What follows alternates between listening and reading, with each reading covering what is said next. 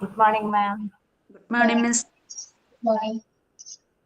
Good morning, Miss. Good morning.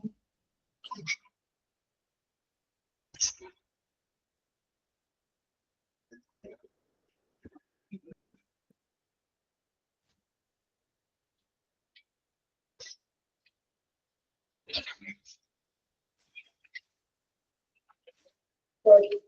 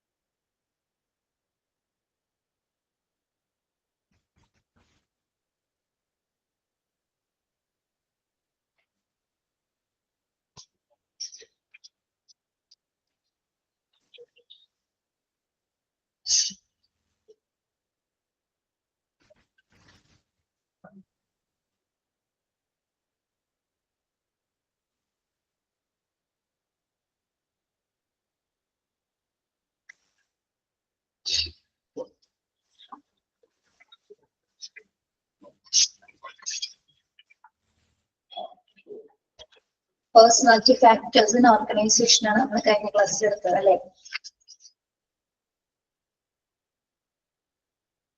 ഇതിലെ introversions വരെ പറഞ്ഞു. Need pattern, locus of control, introversion and extroversion. Next വരുന്നത് tolerance for ambiguity. Good morning.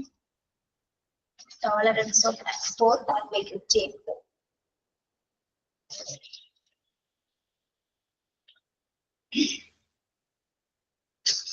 ഇതൊരു സ്വഭാവ സവിശേഷതയാണ്.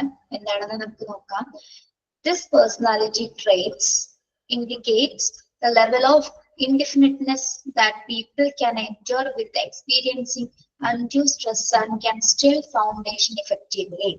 Managers have to work well under condition of extreme uncertainty and insufficient information, especially when things are rapidly changing in the organization, external environment. ഈ ഒരു personality trait ആണ് tolerance for ambiguity എന്ന് പറയുന്നത്. അവ്യക്തതയോടുള്ള സഹിഷ്ണുത എന്നാണ് പറയുന്നത്.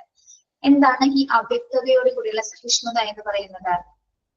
അല്ലെങ്കിൽ എന്താണ് ഒരു ക്രിട്ടിക്കൽ ആയിട്ടുള്ള സിറ്റുവേഷൻസ് അല്ലെങ്കിൽ അനിശ്ചിതത്വമായിട്ടുള്ള ഏതെങ്കിലും ഒരു സാഹചര്യങ്ങള്, അതായത് ഏറ്റവും പ്രയാസകരമായിട്ടുള്ള സാഹചര്യങ്ങളെ നേരിടാനുള്ള വ്യക്തികളുടെ കഴിവാണെന്ന് ടോളറൻസ് ഫോർ ആംബിഗ്വിറ്റി എന്ന് പറയുന്നത്. അതായത് അവ്യക്തതയോടുള്ള സഹിഷ്ണുത. ഭയങ്കര ക്രിട്ടിക്കൽ സിറ്റുവേഷൻസ് അല്ലെങ്കിൽ അവർക്ക് ഒന്നിനും ഭയമില്ല. എങ്ങനത്തെ ഒരു സിറ്റുവേഷൻസ് വന്നാലും അത് ആക്സെപ്റ്റ് ചെയ്യാനുള്ള ഒരു മെന്റാലിറ്റി ഉള്ളൊരു കാറ്റഗറി ആണ് ആര്? ടോളറൻസ് ഫോർ ആംബിഗ്വിറ്റി എന്നുള്ള സ്വഭാവ സവിശേഷതയുള്ള ആൾക്കാർ. ഓക്കെ, അവർക്ക് വളരെ സ്ട്രെസ് റിലീഫ് ആയിട്ട്, അതായത് സ്ട്രെസ് ഇല്ലാതെ തന്നെ നമ്മൾ ടെൻഷൻ അടിച്ചിട്ട് ഒരു കാര്യം ചെയ്യുന്നത് പോലെയാണ് വളരെ സ്ട്രെസ് ഫ്രീ ആയിട്ട് അവർക്ക് ഒരു കാര്യം ചെയ്തു തീർക്കാനായിട്ട് സാധിക്കും. ഓക്കെ, അതോടൊപ്പം തന്നെ എന്താണ്, ഒരു വ്യക്തിക്ക് ഇപ്പൊ എന്തെങ്കിലും ആശയക്കുഴപ്പം വന്നാൽ അത് ഭയപ്പെടാതെ ചെയ്യാനുള്ള ഒരു കപ്പാസിറ്റി അവർക്ക് ഉണ്ടായിരിക്കും. ഒന്നിനെ ഒരു ഭയമില്ല അവർക്ക്. എന്തും എങ്ങനെയും വന്നോട്ടെ എന്നുള്ള എല്ലാം ആക്സെപ്റ്റ് ചെയ്യുന്ന ഒരു മെന്റാലിറ്റി ഉള്ള ആൾക്കാരുണ്ട്, ഒരു ടൈപ്പ് ഓഫ് ആൾക്കാരുണ്ട്. ഓക്കെ, അപ്പോൾ ഇവർക്ക് ഏത് സാഹചര്യങ്ങൾ, അതായത് ഒരുപാട് സാഹചര്യങ്ങൾ ഇങ്ങനെ മാറിക്കൊണ്ടിരിക്കും. ഓർഗനൈസേഷനെ സംബന്ധിച്ചിടത്തോളം എന്താണ്, ഒരുപാട് എൻവയോൺമെന്റൽ ചേഞ്ചസ് എക്സ്റ്റേണൽ എൻവയോൺമെന്റിൽ നടക്കുന്നുണ്ട്. എത്ര മാറ്റങ്ങൾ വന്നിരുന്നാലും എന്താണ്, ഏത് മാറ്റങ്ങൾ ഉണ്ടായാലും എത്ര പ്രയാസകരമേറിയ സാഹചര്യങ്ങൾ ഉണ്ടായാലും അവർക്ക് ഒരു കുലുക്കില്ലാത്ത ആൾക്കാരെ കണ്ടിട്ടില്ലേ നമ്മൾ? എത്ര വലിയ പ്രശ്നം വന്നാലും ഒരു പ്രശ്നമില്ലാതെ നിൽക്കുന്ന ആൾക്കാരെ ആ ഒരു കാറ്റഗറിയാണ് ഇതെന്ന് പറയുന്നത് കേട്ടോ. അത്തരം സ്വഭാവ സവിശേഷതയുള്ള ആൾക്കാര് നമ്മുടെ ഹ്യൂമൻ ബീങ്സിന്റെ ഇടയിലുണ്ട്. ഓക്കെ, അപ്പൊ എന്ത് വലിയ പ്രശ്നങ്ങളാണെങ്കിലും എന്ത് വലിയ ആശയക്കുഴപ്പങ്ങളാണെങ്കിലും അത് നേരിടാനുള്ള കപ്പാസിറ്റി അവർക്ക് ഉണ്ടായിരിക്കും. അതായത് അവർക്ക് മാറുന്ന സാഹചര്യത്തിനനുസരിച്ച് പ്രവർത്തിക്കാൻ കഴിയുന്ന ഒരു കപ്പാസിറ്റി ഉള്ള ആൾക്കാരാണ് ആര്? സഹിഷ്ണുതയും അല്ലെങ്കിൽ അവയ്ക്കോടുള്ള സഹിഷ്ണുത ഉള്ള ആൾക്കാർ, ടോളറൻസ് ആംബിഗ്വിറ്റി ഉള്ള ആൾക്കാർ എന്ന് പറയുന്നത്. Okay,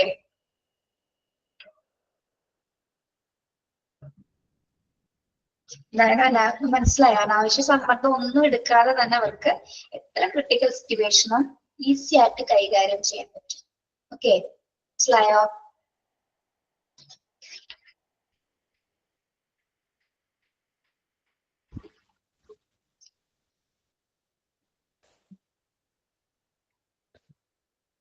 Managers who have low forbearance for bargains may be effective when things are rapidly changing and much information about the future turn of events is not available. Thus, tolerance for bargainers is a personality dimension necessary for managerial success.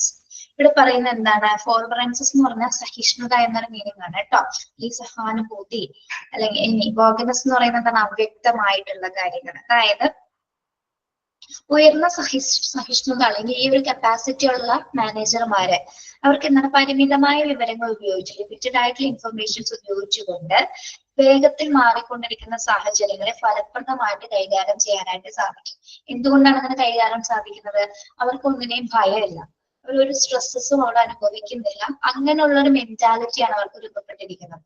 Okay, നമ്മളെ പലരെയും കണ്ടിട്ടുണ്ട്, ടെൻഷനുള്ള ആൾക്കാരെ കണ്ടിട്ടുണ്ട്. ഒരു കാര്യം എങ്ങനെ ചെയ്തു തീർക്കുന്ന ഒരു ടെൻഷനുള്ള ആൾക്കാരാണ് മിക്ക ആളുകൾ. പക്ഷെ ഈ ഒരു കാറ്റഗറി എന്ന് പറയുന്നത് എന്താണ്? അവർക്ക് ഒന്നിനെ പേടിയില്ല. അത് എന്ത് സിറ്റുവേഷൻസ് ആണെങ്കിലും എന്താണ് അവരിങ്ങനെ ആക്സെപ്റ്റ് ചെയ്തുകൊണ്ടിരിക്കുക. എത്ര മാറുന്ന സാഹചര്യത്തിൽ അവർക്ക് പിടിച്ചു നിൽക്കാനായിട്ട് സാധിക്കും. ഓക്കെ, യെസ്, ഇതാണ് ടോളറൻസ് ഫോർ ആംബിഗ്വിറ്റി എന്ന് പറയുന്നത്. അവ്യക്തതയോട് കൂടിയുള്ള സഹിഷ്ണുത എന്ന് പറയുന്ന സ്വഭാവ സവിശേഷത. മനസ്സിലായോ?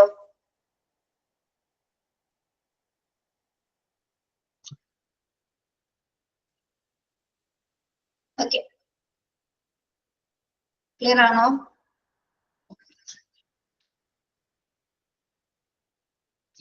യെസ്.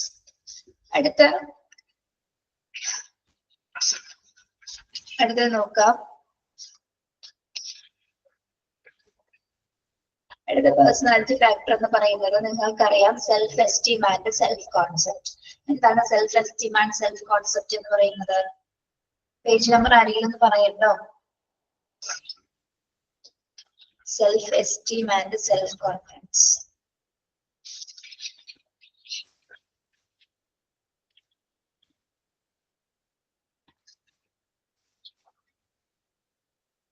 നമുക്കുള്ളതാണ് അല്ലെ സെൽഫ് എസ്റ്റീം എന്ന് പറയുന്നത്. ആത്മാഭിമാനമുള്ളവരല്ലേ നമ്മളെല്ലാവരും? അല്ലെ? അതേപോലെ തന്നെ സ്വയം ബോധമുള്ളവരല്ലേ? സ്വയം ധാരണകളുള്ളവരും ആത്മാഭിമാനവും ഉള്ളവരാണ് എല്ലാ മനുഷ്യരും എന്ന് പറയുന്നത് അല്ലെ? എന്താണ് ഇവിടെ സെൽഫ് എസ്റ്റീം എന്ന് പറയുന്നത്? Self esteem denotes the extent to which individuals consistently regard themselves as a capable, successful, important and worthy individuals.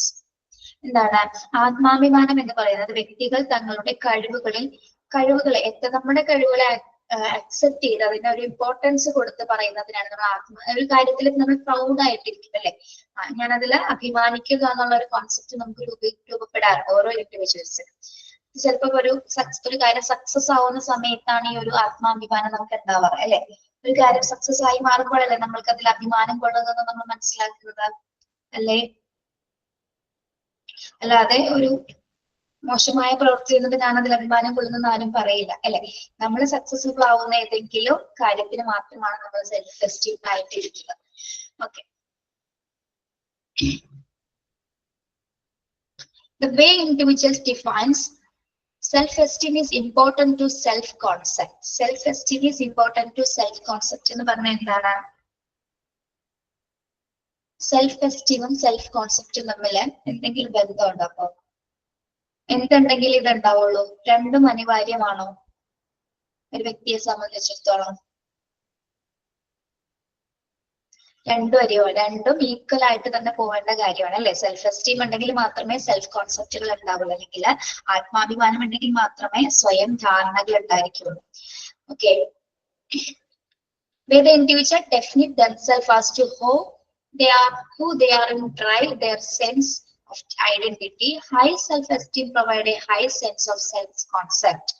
High self-concept in turn reinforce high self-esteem. അതായത് ഹൈ ആയിട്ടുള്ള അതിന് ആത്മാഭിമാനം കൂടുതൽ പ്രൊവൈഡ് ചെയ്യുന്ന സമയത്ത് നമുക്ക് ഏത് കൂടി ഒരു സെൻസ് ഡെവലപ്പ് ചെയ്യുന്നുണ്ട്? ഉയർന്ന സെൽഫ് എസ്റ്റീം ഉണ്ടാവുന്ന സമയത്ത് ഉയർന്ന സെൽഫ് കോൺസെപ്റ്റും ഉണ്ടാകും. ഉയർന്ന ആത്മാഭിമാനം ഉണ്ടാവുന്ന സമയത്ത് ഉയർന്ന സ്വയം ധാരണ രൂപപ്പെടുന്നു. ഇനി അതേപോലെ തന്നെ എന്താണ്? high self-concept in turn. ഇനി നമ്മുടെ ഈ സ്വയം ധാരണകൾ എന്തായി മാറുന്നു? Reinforces high self-esteem ആയി മാറുന്നു. അതായത് നമ്മുടെ സ്വയം ധാരണ രണ്ടും പരസ്പരം അങ്ങോട്ടും ഇങ്ങോട്ടും പൂരകങ്ങളാണ്, രണ്ടും ബന്ധപ്പെട്ടതാണ്, അല്ലെങ്കിൽ രണ്ടും ഒരുമിച്ച് ചേരുന്ന സമയത്ത് എന്താണ്? The two are mutually strengthening. ഇത് ഒരുമിച്ച് ചേർന്ന സമയത്ത് ഇത് അത് രണ്ടും കൂടി ശക്തി പ്രാപിക്കുന്നത് അല്ലെ? നമുക്ക് ആത്മാഭിമാനവും സ്വയം ധാരണകൾ ഉണ്ടാവുന്ന സമയത്ത് ഇത് സ്ട്രെങ്തൻ ചെയ്ത് ഇൻഡിവിജ്വൽസിന്റെ ബിഹേവിയറിന് ഒരുപാട് അത് ശക്തിപ്പെടുത്താണ്. Individual high esteem will try to take more challenging assignments and be successful. ഈ കൂടുതൽ ആത്മാഭിമാനമുള്ള ആൾക്കാർക്ക് ഒരു ടെൻഡൻസി ഉണ്ട്, അവർക്ക് ഏറ്റവും കൂടുതൽ റിസ്ക് എടുക്കാനും അല്ലെങ്കിൽ ചാലഞ്ചിങ് ആയിട്ടുള്ള അസൈൻമെന്റ്സുകള് വർക്കുകൾ കംപ്ലീറ്റ് ചെയ്യാനുള്ള ഒരു ടെൻഡൻസി ഉണ്ടാവും. ഓക്കെ, ആത്മാഭിമാനം കൂടുതലുള്ള ആൾക്കാർ എന്താണ്, അവർക്ക് മോർ ചാലഞ്ചിങ് ആയിട്ടുള്ള അസൈൻമെന്റ്സുകൾ ചെയ്ത് തീർക്കാൻ സക്സസ്ഫുള്ളിൽ എത്തിക്കാനുള്ള ഒരു ടെൻഡൻസി ഇത്തരം കാറ്റഗറി ഉള്ള ആൾക്കാർക്ക് ഉണ്ടായിരിക്കും, ആത്മാഭിമാനം കൂടുതലുള്ള ആൾക്കാർക്ക്. Okay, thus enhancing their self-concept, they would tend to definite themselves as highly valuable and valued individuals in the organization system. The higher self-concept and self-esteem, the greater will be their contribution to the goals of the organization, especially when the system reward them for their contribution. നമ്മൾ പറഞ്ഞില്ലേ എന്തുകൊണ്ടാണ് ഇവർ ഈ ആത്മാഭിമാന ബോധത്തോടു കൂടി ഒരു ഓർഗനൈസേഷനിൽ work ചെയ്യുന്നത്? Work ചെയ്താൽ അതിനുള്ള ബെനിഫിറ്റ്സ് അവർക്ക് കിട്ടും എന്നുള്ളത് ഉറപ്പാണ് അല്ലെ? അതായത് അവർ കൊടുക്കുന്ന കോൺട്രിബ്യൂഷൻസിന് ബെനിഫിറ്റ് ഉണ്ടാകുമെന്ന് ആർക്കറിയാം?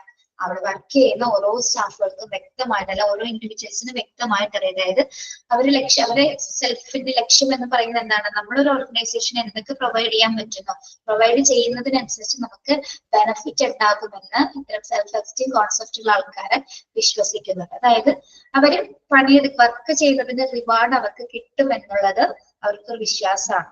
ഓക്കെ, ആ ഒരു വിശ്വാസത്തോടുകൂടി അവർക്ക് എന്താണ് ആത്മാഭിമാനം അവർക്ക് കൂടുകയാണ്. ഞാൻ ഇത്രയും വർക്ക് ചെയ്ത് എനിക്ക് അതിനുള്ളത് കിട്ടും എന്നുള്ളൊരു ആശയം വെച്ചിട്ടാണ് അവരവിടെ ജോലി ചെയ്യുന്നത്. ഓക്കെ, അപ്പൊ സെൽഫ് എസ്റ്റീമും സെൽഫ് കോൺസെപ്റ്റ് എന്ന് പറയുന്നത് എന്താണ്? പല ഇൻഡിവിജ്വൽസിനും നമുക്കിത് കാണാൻ കഴിയുന്ന ഒരു പേഴ്സണാലിറ്റി സവിശേഷതയാണ്. ഓക്കെ, ഇത് രണ്ടും പരസ്പര പൂരകങ്ങളാണ്, ആത്മാഭിമാനവും സ്വയം ധാരണയും. യെസ്, ഒന്ന് കൂടുന്നതിനനുസരിച്ച് മറ്റൊന്നും ഒരുപോലെ തന്നെ കൂടുന്നു. രണ്ടും ശക്തി പ്രാപിക്കുന്ന സമയത്ത് എന്താണ് ഒരു ഇൻഡിവിജ്വൽസ് പൂർണ്ണമായിട്ടുള്ള ഒരു സക്സസ്ഫുള്ളിലേക്ക് എത്തിച്ചേരാനും സാധിക്കും. ഇങ്ങനെയുള്ള ആൾക്കാർ എന്ന് പറയുന്നത് മോർ ചാലഞ്ചിങ് ആയിട്ടുള്ള അസൈൻമെന്റ്സുകളൊക്കെ ചെയ്യാനായിട്ടും അത് സക്സസ്ഫുൾ ആക്കി മാറ്റുവാനായിട്ടുള്ള ഒരു ടെൻഡൻസി ഉള്ള ടൈപ്പ് ഓഫ് ആൾക്കാരാണ് സെൽഫ് എസ്റ്റീം കോൺസെപ്റ്റ് ഉള്ള ആളുകൾ എന്ന് പറയുന്നത്. ഓക്കെ, ഇവര് വർക്ക് ചെയ്യുന്നതിന് പ്രധാന കാരണം എന്ന് പറയുന്നത് അവർക്കറിയാം പൂർണ്ണമായി ഒരു വർക്കിൽ ഏർപ്പെടുന്നതിന് തനിക്ക് അതിനനുസരിച്ചുള്ള റിവാർഡുകൾ ലഭിക്കും എന്നുള്ള ഒരു പൂർണ്ണമായ ഒരു വിശ്വാസത്തോട് കൂടിയാണ് അവർ ആ ഒരു ഓർഗനൈസേഷനിൽ തന്റെ കഴിവുകൾ അല്ലെങ്കിൽ തന്റെ സ്കിൽസുകളൊക്കെ അവിടെ പ്രൊവൈഡ് ചെയ്യുന്നത്. ഓക്കെ, അല്ലെങ്കിൽ അവരുടെ കോൺട്രിബ്യൂഷൻസ് അവിടെ കൊടുക്കുന്നത്. മനസ്സിലായോ self esteem and self concept എന്താണെന്ന്?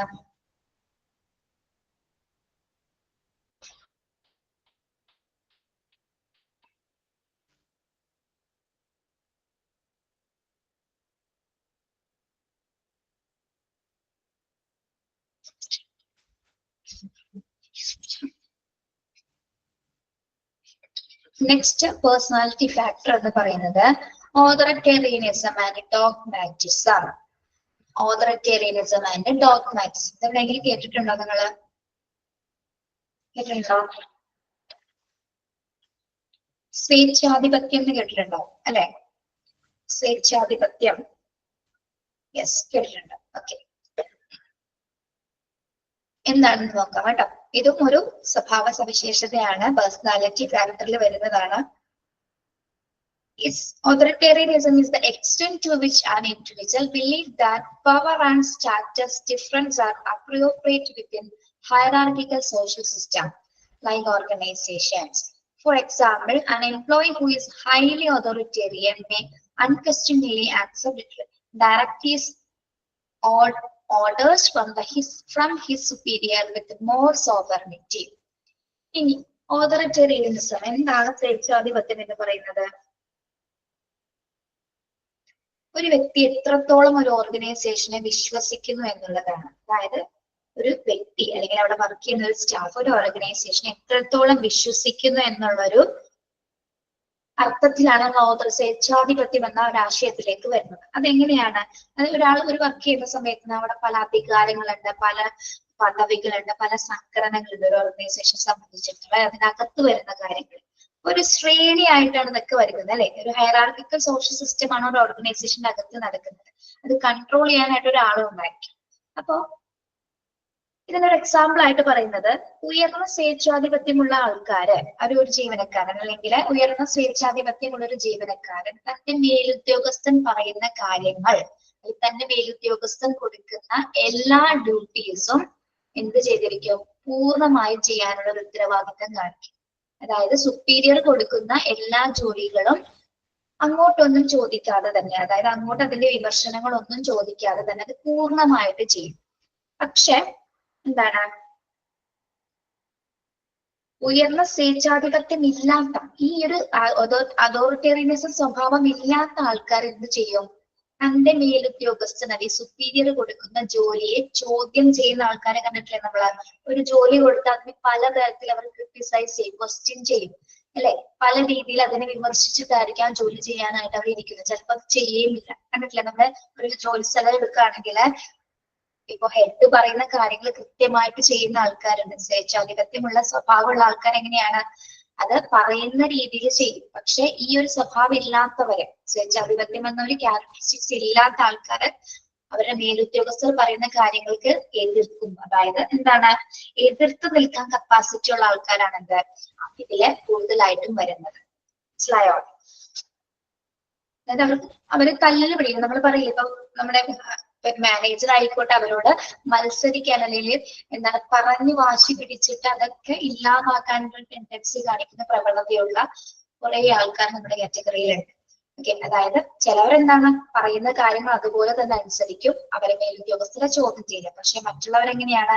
ഉയർന്ന ഈ ഒരു കാറ്റഗറി, അതായത് ഓതോറിറ്റേറിയനിസം എന്നുള്ള ആ ഒരു കോൺസെപ്റ്റ് ഏറ്റവും കൂടുതൽ അവരുടെ സ്വഭാവത്തിൽ അടങ്ങിയ ആൾക്കാര് അതിനെ ചോദ്യം ചെയ്യുന്ന പ്രവണതയാണ് കാണിക്കുന്നത്. ഓക്കെ, ഇതാണ് അതോറിറ്റേറിയനിസം എന്ന് പറയുന്നത്.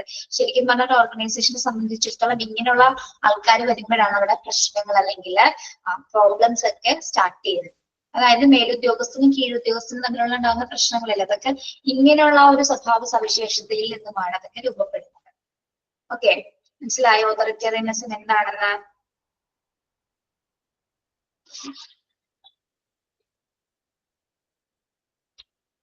സംശയമുണ്ടോ?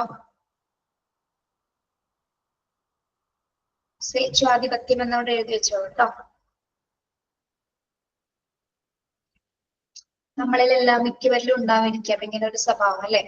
എല്ലാവരിൽ നിന്നല്ല, നമുക്ക് ഉണ്ടാവാം അങ്ങനെ മറ്റുള്ളവരുമായി എതിർത്ത് നിൽക്കുന്ന ഒരു ടെൻഡൻസി. മറ്റുള്ളവർ അതിന് അഹങ്കാരം എന്നൊക്കെ പറയും അല്ലെ. അഹങ്കാരം, തന്റെ ഇടം എന്നൊക്കെയുള്ള വാക്കുകൾ സൂചിപ്പിക്കും. പക്ഷെ അതൊരു സ്വഭാവ സവിശേഷതയാണ്. അങ്ങനെ മനുഷ്യരിൽ ഉണ്ടാകുന്ന ഒരു കാര്യം. അല്ലാതെ അത് മറ്റുള്ളവരിത് വെച്ചിട്ടല്ല നമ്മൾ കാണിക്കുന്നത്. അത് ഓരോരുത്തരുടെ ബിഹേവിയറിൽ അടങ്ങിയിരിക്കുന്ന കാര്യങ്ങളാണ് അല്ലെ. നമുക്ക് ഒരിക്കലും മാറ്റാൻ പറ്റില്ല. പിന്നെ ട്രെയിൻ ചെയ്തായിരിക്കും ആ സ്വഭാവത്തിൽ നിന്ന് പിന്നീട് നമ്മൾ മുതിർന്നതിനനുസരിച്ച് ഇത് മാറിക്കൊണ്ടേയിരിക്കും. ഒരു പിരീഡ് വരെ ഈ ഒരു സ്വഭാവ സവിശേഷത നമ്മളെ പിന്തുടർന്നു കൊണ്ടേയിരിക്കും. ഇനി മറ്റൊരു പേഴ്സണാലിറ്റി ഫാക്ടർ ആണ് ഡോഗ്മാറ്റിസം ആണ്. ഇതേപോലെ തന്നെ സ്വേച്ഛാധിപത്യം പോലെ തന്നെ മറ്റൊരു പ്രവണതയാണെന്ത് ഡോഗ്മാറ്റിസം എന്ന് പറയുന്നത്, അഥവാ പിടിവാശി എന്ന് കേട്ടിട്ടില്ലേ നിങ്ങളെ? പിടിവാശി. ഞാൻ പിടിച്ച മുയലിന് എത്ര കൊമ്പെന്നാണ് നമ്മൾ പറയാറ്? അങ്ങനെ ഒരു കേട്ടിട്ടില്ലേ നിങ്ങൾ? 4 കൊമ്പ് 3 കൊമ്പ് എന്നൊക്കെ പറയില്ലേ? ഞാൻ പിടിച്ച മുയലിന് 4 കൊമ്പാണ്. അങ്ങനെ ആ 4 കൊമ്പ് ഉണ്ടെന്ന് നമ്മളത് സമർത്ഥിക്കും.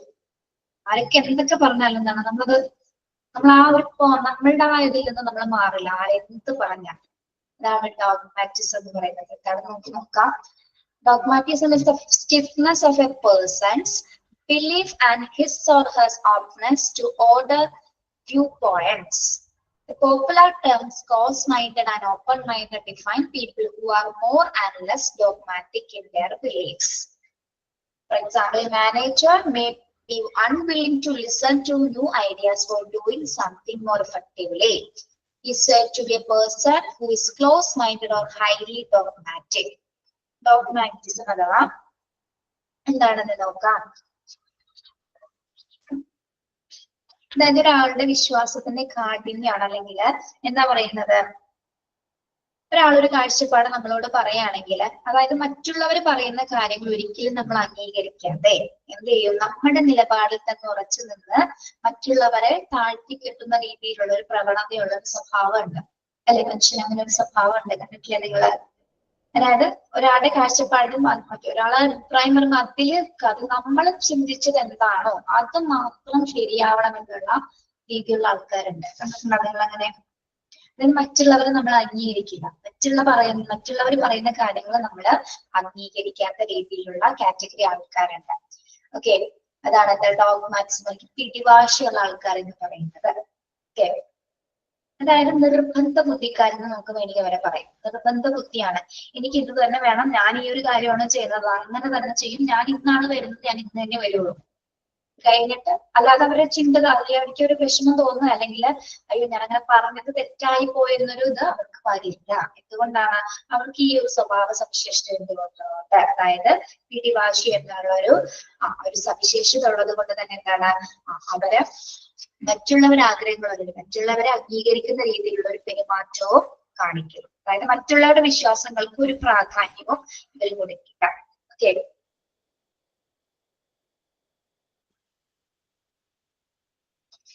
അപ്പൊ ഒരു ഓർഗനൈസേഷനെ സംബന്ധിച്ചിടത്തോളം ഒരു എക്സാമ്പിൾ പറയുന്നുണ്ട്. ഇങ്ങനെയുള്ള ആൾക്കാരുണ്ടെങ്കിൽ, ഇപ്പൊ ഒരു മാനേജർ ഈ ഒരു സ്വഭാവമുള്ള ആളാണെങ്കിൽ എന്തായിരിക്കും? For example, manager may unwilling to listen the new ideas for doing something more efficiently. ഇപ്പൊ സ്റ്റാഫുകൾ നല്ലൊരു ഐഡിയാസ് പറഞ്ഞു, പക്ഷെ മാനേജർ എന്ത് ചെയ്താലും എന്താണ്, അത് അംഗീകരിക്കുന്നില്ല. പറയുന്നത് മനസ്സിലാവുണ്ടോ നിങ്ങൾക്ക്? Hello, okay. ഒരു പുതിയ ഐഡിയ ഒരു സ്റ്റാഫ് പറഞ്ഞു, അത് അംഗീകരിക്കാൻ തയ്യാറാവുന്നില്ല. എന്തുകൊണ്ടാണ്?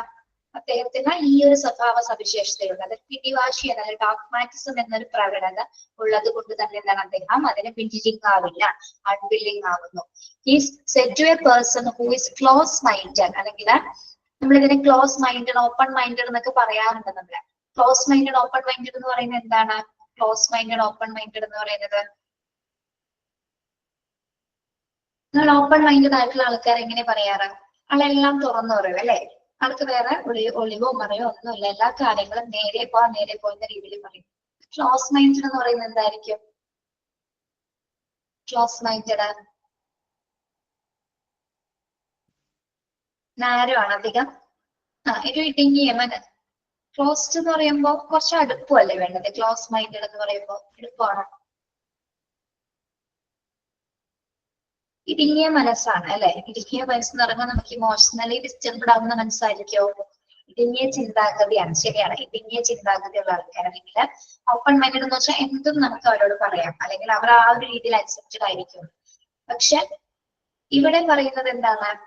ഡോഗ്മാറ്റിസം എന്നൊരു കാറ്റഗറി വരുന്ന സമയത്ത് ഇവിടെ ഒരു എക്സാമ്പിൾ പറഞ്ഞത്, നമ്മൾ പുതിയ ഐഡിയാസ്, ഇങ്ങനെയുള്ള ആൾക്കാർക്ക് അവർക്ക് അവരുടേതായ നിർബന്ധങ്ങളുണ്ട്. അതിന് മറ്റുള്ളവരെ പറയുന്ന വാക്കുകൾ, മറ്റുള്ളവർ പറയുന്ന ഒരു കാര്യം തന്നെ അവർക്ക് അംഗീകരിച്ചു കൊടുക്കാനായിട്ട് സാധിക്കില്ല. ഇവിടുത്തെ എക്സാമ്പിൾ എന്താണ്? ഒരു മാനേജറിനോട് ഒരു പുതിയ സ്റ്റാഫ് ന്യൂ ഐഡിയനെ കുറിച്ച് പറഞ്ഞത്, അദ്ദേഹം എന്ത് ചെയ്താലും അത് ചെയ്യാനായിട്ട് തയ്യാറല്ല. Okay, he said to a person who is close-minded or highly dogmatic. അപ്പൊ ഇങ്ങനെയുള്ള ആൾക്കാർ എങ്ങനെയുള്ള ഒരു ടൈപ്പ് ആയിരിക്കും? ഓപ്പൺ മൈൻഡഡ് ആയിരിക്കും, ക്ലോസ് മൈൻഡഡ് ആയിരിക്കും? ഇടുങ്ങിയ ചിന്താഗതിയുള്ള ആൾക്കാരായിരിക്കും അല്ലെ? അപ്പൊ അങ്ങനെയുള്ള ആൾക്കാരുടെ ഇവിടെ നമുക്ക് വർക്ക് ചെയ്യാനും ബുദ്ധിമുട്ടായിരിക്കും. പക്ഷെ a manager in the same circumstance, ഇനി വേറൊരു മാനേജർ സെയിം സർക്കംസ്റ്റാൻസിൽ who is very repetitive to hearing about trying new ideas. പക്ഷെ വേറൊരു മാനേജറുടെ സ്വഭാവം എന്ന് പറയുന്നത് എന്താണ്? എല്ലാ ന്യൂ ഐഡിയാസും ആക്സെപ്റ്റ് ചെയ്യുന്ന ഒരാളാണെങ്കിൽ എന്താണ്, അതൊരു ഓപ്പൺ മൈൻഡഡ് ആയിട്ടുള്ള ആളാണെന്ന് നമുക്ക് പറയാം അല്ലെ? നമ്മൾ പറയുന്ന കാര്യങ്ങൾ പുതിയ അത് നമുക്കൊന്ന് ചെയ്ത് നോക്കാം എന്ന് പറയുന്ന ആളാണെങ്കിൽ എന്താണ്? ഓപ്പൺ മൈൻഡഡ് കാറ്റഗറിയുടെ ആൾക്കാരായിരിക്കും അല്ലെ? അപ്പൊ അവിടെ എങ്ങനെയാണ്? ലെസ് ഡോഗ്മാറ്റിക് ആണ്. ലെസ് ഡോഗ്മാറ്റിക് എന്ന് പറയുമ്പോൾ എന്താണ്? ഓപ്പൺ മൈൻഡഡ് ആയിട്ടുള്ള ആൾക്കാർ ലെസ് ഡോഗ്മാറ്റിക് എന്ന് പറയുമ്പോൾ എന്താണ്? അവർക്ക് പിടിവാശി കുറവാണ് അല്ലെ? അവർക്ക് പിടിവാശി കുറവാണ്. ക്ലോസ് മൈൻഡഡ് ഉള്ള മാനേജർ എങ്ങനെയാണ്? പിടിവാശി കൂടുതലുള്ള ആൾക്കാരല്ലേ? ഡോഗ്മാറ്റിസം എന്ന ടെൻഡൻസി കൂടുതലായിട്ടുള്ള ആൾക്കാർ. മനസ്സിലായോ രണ്ട് വ്യത്യാസങ്ങള്? ഓക്കെ, അത്രേ ഉള്ളൂ. ക്ലോസ് മൈൻഡഡ് ആയിട്ടുള്ള ആൾക്കാർക്ക് ഹൈലി ഡോഗ്മാറ്റിക്, ഹൈലി ആയിട്ടുള്ള പിടിവാശി കൂടുതലായിരിക്കും. പക്ഷെ ഓപ്പൺ മൈൻഡഡ് ആയിട്ടുള്ളവർക്ക് എന്താണ്? പിടിവാശി കുറവായിരിക്കും അല്ലെ? അത്ര നിർബന്ധ ബുദ്ധിയുള്ള ആൾക്കാരായിരിക്കും. ഓക്കെ, അവിടെ വരെ മനസ്സിലായോ പറഞ്ഞ കാര്യങ്ങള്? Yes. Dogmatism can be either adventurous or harmful to an organization, but gives the degree of change of chance in nature of the organization and their environment. Individuals who are not dogmatic are mostly likely to be useful and productive organizational members. ഇനി നമ്മള് ഒരു വ്യക്തി പിടിവാശിക്കാരനാണെന്ന് പറഞ്ഞുകൊണ്ടിരിക്കുകയാണ് അല്ലെ. പക്ഷെ ചില സാഹചര്യങ്ങളില് എന്താണ് ഓർഗനൈസേഷന് ഈ ഒരു മെന്റാലിറ്റി ഉള്ളത് അത് ഗുണവുമാകാം ദോഷമാകാം. ഇങ്ങനെ മെന്റാലിറ്റി ഉള്ള ആൾക്കാര് ഗുണവുമാകാം ദോഷവുമാകാം. ഓക്കെ, അതായത് ഹാർംഫുൾ അല്ലെങ്കിൽ എന്താണ് ഐദർ അഡ്വാൻറ്റേജസ് ഓർ ഹാർംഫുൾ ആണ് ഓർഗനൈസേഷൻ. അതായത് പിടിവാശി സ്വഭാവമുള്ള ആൾക്കാര് ഒരു ഓർഗനൈസേഷനിൽ വർക്ക് ചെയ്യുന്നുണ്ടെങ്കിൽ അത് ആ ഓർഗനൈസേഷൻ ദോഷവും ചെയ്യാം ഗുണവും ചെയ്യാം. രണ്ടും പരസ്പരം പൂരകമായിട്ട് തന്നെ പോയിക്കൊണ്ടിരിക്കും. But is the degree of change of chance the nature of organization and their environment. Individuals who are not dogmatic are most likely to be useful and productive organizational members. എന്താ പറയുന്നത്? പക്ഷെ സ്ഥാപനങ്ങളും അവരുടെ പരിസ്ഥിതിയും അനുസരിച്ചിട്ട് ഇങ്ങനെ പിടിവാശികളുള്ള വ്യക്തികൾ അവിടെ ഉണ്ടെങ്കിലും ഓർഗനൈസേഷന് ഗുണം ഉണ്ടാവും, അല്ലെങ്കിൽ ഓർഗനൈസേഷനിലെ പ്രൊഡക്റ്റീവ് ആയിട്ടുള്ള മെമ്പേഴ്സിനെ നമുക്ക് എടുക്കാൻ സാധിക്കുമോ? ഡോഗ്മാറ്റിക് സ്വഭാവമുള്ളവരെ പ്രൊഡക്റ്റീവ് ആയിട്ടുള്ള ആൾക്കാരെ നമുക്ക് എടുക്കാൻ സാധിക്കും. Useful and productive organisation members. Okay, ഇങ്ങനെ സ്വഭാവം ഉള്ളത് പല സാഹചര്യത്തിൽ നല്ലതാണ്, പക്ഷെ പല സാഹചര്യത്തിൽ എന്താണ് അതൊരു ബുദ്ധിമുട്ടാണ്. പക്ഷെ എന്താണ് ഇങ്ങനെയുള്ള ആൾക്കാരുള്ളത് ഓർഗനൈസേഷൻ സംബന്ധിച്ചോളം എന്താണ് അവരൊരു പ്രൊഡക്റ്റീവ് മെമ്പേഴ്സ് ആയിട്ട് തന്നെ നമുക്ക് അവരെ കൺസിഡർ ചെയ്യാനായിട്ട് സാധിക്കും. അപ്പൊ നമുക്കറിയാം പല ആൾക്കാരും പല രീതിയിലുള്ള സ്വഭാവമുള്ളവരാണ് അല്ലെ. അപ്പൊ നമുക്ക് ഇതിൽ നിന്ന് മനസ്സിലായി ഓപ്പൺ മൈൻഡഡ് ഉണ്ട്, ക്ലോസ് മൈൻഡഡ് ആയിട്ടുള്ള ആൾക്കാരുണ്ട്. ഇന്ന് പഠിച്ചുകൊണ്ടിരിക്കുന്നത് പലതരത്തിലുള്ള വ്യക്തികളുടെ സ്വഭാവങ്ങളെ കുറിച്ചിട്ടാണ് അല്ലെ. ഇപ്പൊ എത്രയോ ഭാഗങ്ങൾ നമ്മൾ കഴിഞ്ഞുപോയി. യെസ്, ക്ലിയർ ആണോ ഡോഗ്മാറ്റിസം എന്താണെന്ന്?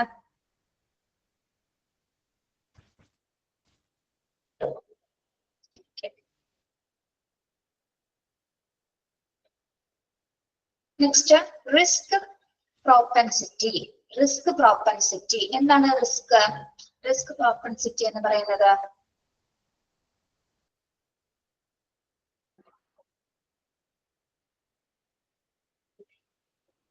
risk propensity is a degree to which an individual is willing to take chance and make risky decisions. A manager with high risk propensity might be expected to experiment with new ideas and to lead, yes, അപകട സാധ്യത പ്രവണത, new ideas and to lead the organization into new directions. In contrast, a manager with low risk propensity may result in a stagnant and overly conservative organization. ഇത്രയേ ഉള്ളൂ. ഒരു അപകട പ്രവണത എന്ന് പറയുന്നത് നമുക്ക് രണ്ട് ഇൻഡിവിജ്വൽസ് ഇവിടെയും പറയാം. എന്താണ്?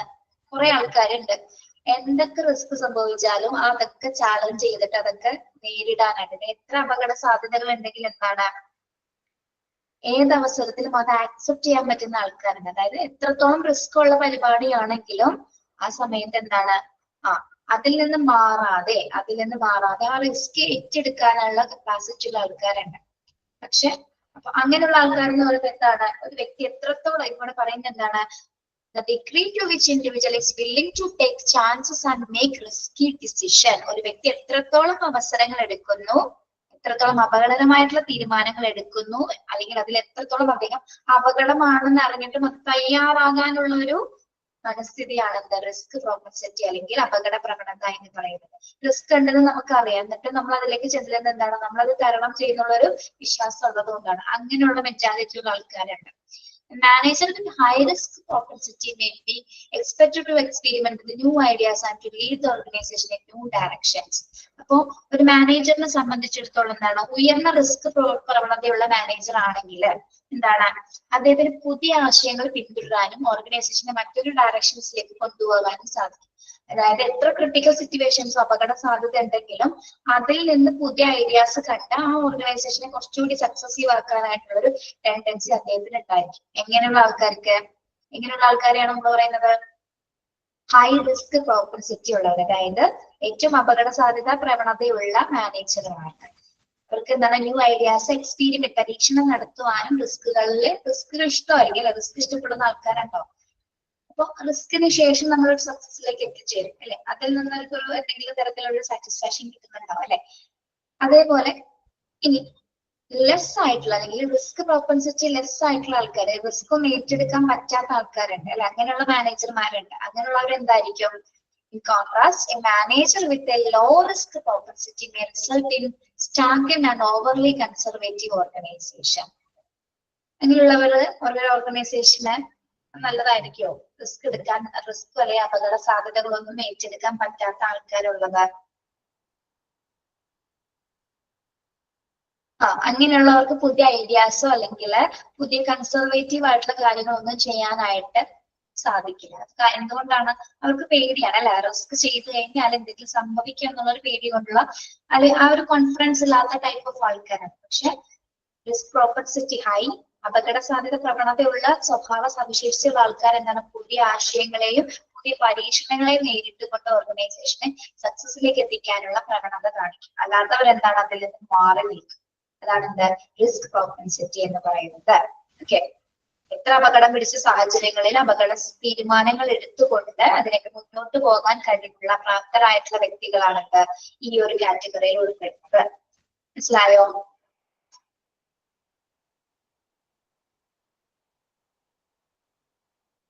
മനസ്സിലായോ? നമ്മളോട് തന്നെ ചോദിച്ചിട്ട് നിങ്ങൾ റിസ്ക് എടുക്കാൻ തയ്യാറാണോ? നിങ്ങൾക്ക് അങ്ങനെ പറ്റും? അങ്ങനെ ഒരു കപ്പാസിറ്റി ഉണ്ടോ നിങ്ങൾക്ക്? എന്തും വന്നോട്ടെ ഞാനത് ചെയ്യും എന്നുള്ളത് ഇല്ല. നമ്മള് ഗേൾസിന് കുറച്ച് അത് കുറവായിരിക്കല്ലോ, പക്ഷെ ബോയ്സ് കുറച്ചും കൂടി വില്ലിങ് ആയിരിക്കും. ലിറ്റിക്ക് ചിലപ്പോൾ പറ്റാറുണ്ട് അല്ലെ, ചിലപ്പോ. ഇപ്പൊ പഠിച്ചു. ഓക്കെ, സൂസൻ ഇപ്പൊ അതിന് വില്ലിങ് ആണ്, റിസ്ക് എടുക്കാൻ അല്ലെ. നമ്മള് ഇതില് വീഡിയോയില് കണ്ടു റിസ്ക് എടുത്തവരെ ജീവിതത്തിൽ വിജയിച്ചിട്ടുള്ളതൊക്കെ കേൾക്കണം. ശരിയാണല്ലേ? ശരിയാണ്. നമ്മൾ വെറുതെ ഇരുന്ന ഒരു കാര്യം ലഭിക്കില്ല അല്ലെ, വെറുതെ ഇരുന്നിട്ട് കാര്യമുണ്ടോ? നമ്മൾ എന്തെങ്കിലും ചെയ്യുമ്പോൾ മാത്രമാണ് നമുക്ക് എന്തെങ്കിലും സക്സസ് കിട്ടുള്ളൂ. ഓക്കെ, നെക്സ്റ്റ് റിസ്ക് പ്രോപ്പൻസിറ്റി മനസ്സിലായല്ലോ എന്താണെന്ന്.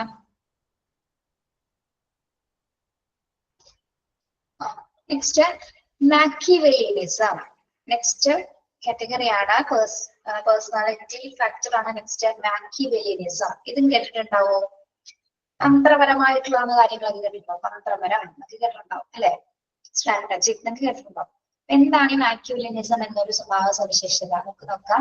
Machiavellianism is manipulation or influencing of the other people as primary way of achieving one's objective. An individual tends to be Machiavellian if he tends to be cool, logical in assessing the system around them, willing to twist and turn facts to influence others, and try to gain control of people, events and situations by manipulating the system of his advantage. ആരാണ് ഈ മാക്കിവെല്ലിയനുകൾ എന്ന് പറയുന്നത്? തന്ത്രശാലികളായിട്ടുള്ള ആൾക്കാര് അല്ലെ, സൂത്രപ്പണിക്കാരെന്നൊക്കെ നമുക്ക് വേണമെങ്കിൽ പറയാം അല്ലെ, കുതന്ത്രമുള്ള ആൾക്കാരെന്നൊക്കെ പറയാം. അതായത് ഒരാളുടെ ലക്ഷ്യം നേടുന്നതിന് വേണ്ടിയിട്ട് മറ്റുള്ളവരെ പ്രാഥമിക മാർഗമാക്കി മാറ്റുന്ന കുറെ ആൾക്കാരുണ്ട്. അങ്ങനെ സ്വഭാവ സവിശേഷതയുള്ള ആൾക്കാരുണ്ട്. അതൊരു സവിശേഷത എന്ന് പറയാൻ പറ്റില്ല അല്ലെ, ഒരു ബാഡ് ക്വാളിറ്റി ആണ് അല്ലെ. മറ്റുള്ളവർ ഉപദ്രവിച്ചുകൊണ്ട് നമ്മൾ ഇന്ന് നേടുന്നത് ഏറ്റവും ഉപദ്രവകരമാണെങ്കിൽ അതൊരു നല്ല കാര്യമല്ല. അതായത് കാര്യങ്ങളെ വളച്ചൊടിക്കാൻ കപ്പാസിറ്റി ഉള്ള ആൾക്കാർ. അതായത് ഇങ്ങനെയുള്ള ആൾക്കാരെന്ന് പറയുന്നത് എങ്ങനെയായിരിക്കും? കാണുമ്പോൾ നമുക്ക് ഭയങ്കര ഒക്കെ ആയിരിക്കും, പക്ഷെ അവരുടെ മനസ്സിൽ പലതരത്തിലുള്ള കുതന്ത്രങ്ങൾ മെനയുന്നുണ്ടായിരിക്കും. അപ്പോ ഒരു ഇൻഡിവിജ്വൽ ടെൻസ് ടു എ മാക്കിവെല്ലിയൻ, ഒരു വ്യക്തി ഒരു മാക്കിവെല്ലിയൻ ആവാനുള്ള ഒരു പ്രവണത കാണിക്കുമ്പോൾ അയാൾ എങ്ങനെയായിരിക്കും? ശാന്തനായിരിക്കും, വളരെ കൂളായിട്ടിരുന്നു. നമ്മൾ പൂച്ച കണ്ണടച്ച് പാൽ കുടിക്കാന്നൊക്കെ പറയാണ്ടില്ലേ നിങ്ങള്? അത് തന്നെ ഒരു എക്സാമ്പിൾ.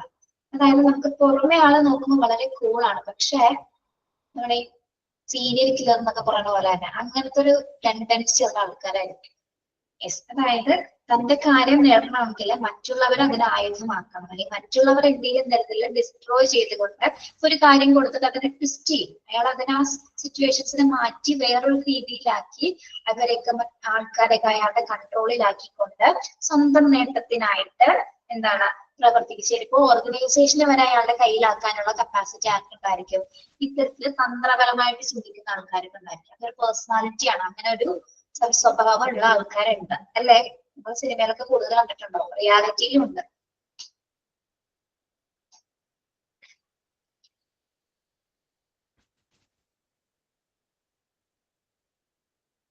ഒരു മെയിൻ സ്വഭാവം എന്ന് പറയുന്നത് എന്തായിരിക്കും? മാക്കിയവെല്ലിയനികളുടെ പ്രധാന സ്വഭാവം എന്ന് പറയുന്നത് ചൂഷണ സ്വഭാവമായിരിക്കും. എക്സ്പ്ലോയിറ്റേറ്റീവ് ബിഹേവിയർ ആയിരിക്കും ആർക്കുണ്ടാവുക? മാക്കിയവെല്ലിയനികൾക്ക് ഉണ്ടാവുക, അല്ലെങ്കിൽ തന്ത്രശാലികളായിട്ടുള്ള ആൾക്കാർ. ഇതൊരു പേഴ്സണാലിറ്റി ട്രേറ്റ് ആണ് കേട്ടോ, ഒരു സ്വഭാവ സവിശേഷതയാണ്. ഇതിൽ കൂടുതൽ എന്താണ്? കൃത്രിമം കാണിക്കുന്ന ആൾക്കാരെ കണ്ടിട്ടില്ല നമ്മള്? മനസ്സിലായില്ലേ? നിങ്ങൾക്ക് പറയുന്നത് മനസ്സിലാവണില്ലേ? കൃത്രിമം കാണിക്കുന്ന ആൾക്കാർ, അല്ലെങ്കിൽ ചൂഷണം, മറ്റുള്ളവരെ ചൂഷണം ചെയ്തുകൊണ്ട് തന്റെ നേട്ടങ്ങൾ കൈവരിക്കുന്ന ആൾക്കാരാണ് ആരാ? മാക്കിയവെല്ലിയനികൾ എന്ന് പറയുന്നത്. ഓക്കെ, പിന്നെ യെസ്,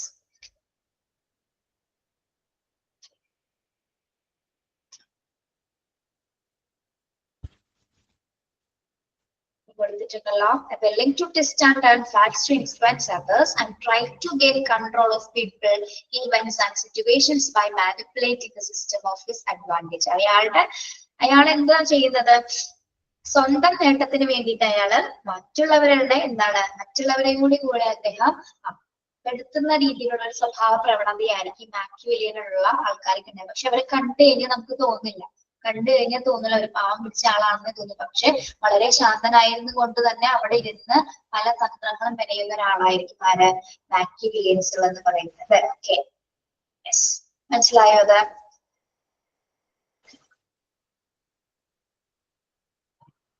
പിള്ളേരെ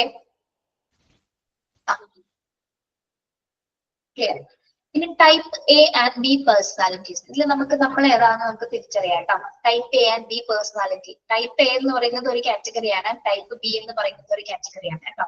എ ബി എന്ന രണ്ട് ലെറ്റേഴ്സ് കൊണ്ടാണ് നമ്മൾ ഡിനോട്ട് ചെയ്യുന്നത്. Okay, type A person feel A chronic sense of time urgency and are highly achievement oriented, exhibit a competitive drive and are impatient when their work is delayed for any reason.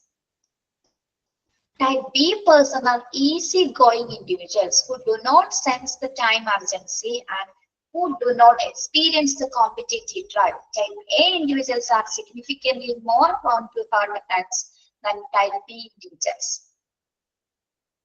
പറഞ്ഞുതരാം. Type A എന്ന് പറയുന്ന ആൾക്കാര് എങ്ങനെയുള്ളവരായിരിക്കും? Chronic sense of time urgency ഉള്ളവരായിരിക്കും. Chronic sense of time urgency എന്ന് പറഞ്ഞാൽ എന്താണ്? ഭയങ്കര അടിയന്തരാവസ്ഥ, ഭയങ്കര എങ്ങനെയായിരിക്കും അവര്? കോമ്പറ്റേറ്റീവ്, ഈ മത്സര ബുദ്ധിയുള്ള ആൾക്കാരെ കണ്ടിട്ടില്ല നമ്മള്? കോമ്പറ്റേറ്റീവ് ആയിട്ടുള്ള ഒരു ടെൻഡൻസി കാണിക്കും, ഭയങ്കര അർജൻസി കാണിക്കും, അല്ലെങ്കിൽ ഹൈലി അച്ചീവ്മെന്റ്സ് ആയിരിക്കും. ഭയങ്കര ഒരു കാര്യം ചെയ്യാനായിട്ട് ഭയങ്കര പ്രവണതകളായിരിക്കും. അതേപോലെ തന്നെ അവർക്ക് എന്താണ്? അവരുടെ വർക്കിന് എന്തെങ്കിലും തരത്തിൽ ഡിലേ വന്നു കഴിഞ്ഞാൽ അപ്പൊ തന്നെ ടെൻഷനാണ്. അതായത് ഇവർക്ക് ആരെക്കാൾ മുന്നേ ആദ്യം ചെയ്യണം. നമ്മളിപ്പോ ക്ലാസ്സിലൊക്കെ പരീക്ഷ എഴുതുമ്പോൾ അവന്റെ പരീക്ഷ എഴുതിയേക്കുമ്പോ എനിക്ക് പരീക്ഷ എഴുതി കഴിയണം, എനിക്ക് 50-50 കിട്ടണം എന്നുള്ള വാശിയുള്ള ആൾക്കാരെ കണ്ടിട്ടില്ല നമ്മള്? അതേപോലെ. പക്ഷെ 50-50 കിട്ടിയില്ലെങ്കിൽ എന്താണ്? ഇവരാകെ അക്ഷമനായി മാറും, അല്ലെങ്കിൽ ഇവർക്ക് അത് സഹിക്കാൻ പറ്റാത്ത കാറ്റഗറിയാണ് ആരെ? ടൈപ്പ് പേഴ്സൺസ് എന്ന് പറയുന്നത്. അതായത് മൃഗങ്ങളെ കോമ്പറ്റീറ്റീവ്, മത്സര ബുദ്ധിയുള്ള ആൾക്കാരാണ്. അതുപോലെ തന്നെ എന്താണ്? ഇതേപോലെ എന്തെങ്കിലും അവരുടെ വർക്കിൽ എന്തെങ്കിലും ഡിലേ വന്നു കഴിഞ്ഞാൽ അത് ചെയ്തു തീർക്കാൻ പറ്റില്ലെങ്കിൽ അവർക്ക് ഒരുപാട് ടെൻഷൻ അനുഭവിക്കേണ്ടി വരും. എന്തുകൊണ്ടാണ് അങ്ങനെ പറ്റിപ്പോയെന്നുള്ള ഓർത്ത് ടെൻഷൻ ആവുന്ന ആൾക്കാരാണ് ടൈപ്പ് എ കാറ്റഗറിയിൽ വരുന്നത്. ഓക്കെ, അതായത് അക്ഷമരായിരിക്കും അവർ, എപ്പോഴും പേഷ്യന്റ് ആയിട്ടുള്ള രീതിയിലായിരിക്കും അവർ ബിഹേവ് ചെയ്യുന്നത്. അതാണ് ടൈപ്പ് എ എന്ന് പറയുന്നത്. ഓക്കെ, ടൈപ്പ് ബി എന്ന് പറയുന്നത് എങ്ങനെയാണ്? Type B person are easy going individuals who do not sense the time urgency and who do not experience the competitive drive. Type B എന്ന് പറയുന്നത് വളരെ ശാന്തമാണ്. വളരെ ശാന്തം മീൻസ് എന്താണ്? മോർ റിലാക്സ്ഡ് ആണ്. ടൈപ്പ് ബി എന്ന് പറയുന്നത് more relaxed and easy going individuals ആണ്. അവർക്ക് വേറെ തടസ്സങ്ങളോ പ്രശ്നങ്ങളോ ഒന്നും തന്നെ ഇല്ല. എന്താണ്? അവരെ വളരെ കൂളായിട്ടിരിക്കുന്ന ആൾക്കാരാണ് അല്ലേ? ലോലഹൃദയരാണ്. അതന്നെ സൂസൻ പറഞ്ഞ പോലെ ലോലഹൃദയരാണ് അല്ലെ. നമുക്ക് ആരോടും മത്സരിക്കണ്ട, അല്ലെങ്കിൽ ഒരു കോമ്പറ്റീഷൻ കുത്തിയോ അല്ലെങ്കിൽ പെട്ടെന്ന് ഒരു കാര്യം ചെയ്ത് തീർത്തിട്ട് അങ്ങനെ പ്രത്യേകിച്ച് അത്യാവശ്യമൊന്നും ഇല്ലാത്ത ആൾക്കാരാണ് അല്ലെ. അപ്പൊ ടൈപ്പ് എ എന്ന് പറയുന്നത് കോമ്പറ്റേറ്റീവ് ബുദ്ധിയുള്ളവരും ടൈപ്പ് ബി എന്ന് പറയുന്നവർ എന്താണ് ഈസി ഗോയിങ്സ് ആണ്, അല്ലെങ്കിൽ റിലാക്സ്ഡ് പേഴ്സൺസ് ആണ്, റിലാക്സ്ഡ് ഇൻഡിവിജ്വൽസ് ആണ്, അല്ലെങ്കിൽ ഈസി ഗോയിങ് ഇൻഡിവിജ്വൽസ് ആണ്. Type A individuals are significantly more prone to heart attacks than type B individuals. ഈ ടൈപ്പ് എ ഉള്ള ആൾക്കാർ നമ്മൾ പറഞ്ഞില്ലേ, അവർക്ക് എന്തെങ്കിലും കാര്യം ചെയ്തിട്ട് അതിന് റിസൾട്ട് കിട്ടിയില്ല അല്ലെങ്കിൽ അവർ വിജയിച്ചില്ലെങ്കിൽ അവർക്ക് അത് സഹിക്കാൻ പറ്റില്ല. ഇങ്ങനെയുള്ള ആൾക്കാർക്ക് എന്ത് വരാനുള്ള സാധ്യത എന്തെന്നാണ് പറയുന്നത്? ടൈപ്പ് എ ആൾക്കാർക്ക് ഹൃദയസ്തംഭനം വരാനുള്ള സാധ്യതയുണ്ട്, ഹാർട്ട് അറ്റാക്ക് ഉണ്ടാകാനുള്ള സാധ്യതയുണ്ട്. കാരണം അവർ ചെയ്യേണ്ട കാര്യത്തിൽ അല്ലെങ്കിൽ എത്തിച്ചേർന്നില്ലെങ്കിൽ അവർ ടെൻസ്ഡ് ആവും. അങ്ങനെയുള്ള ടൈപ്പ് ഓഫ് ബിഹേവിയർ ഉള്ള ആൾക്കാരുണ്ട് കേട്ടോ. Yes.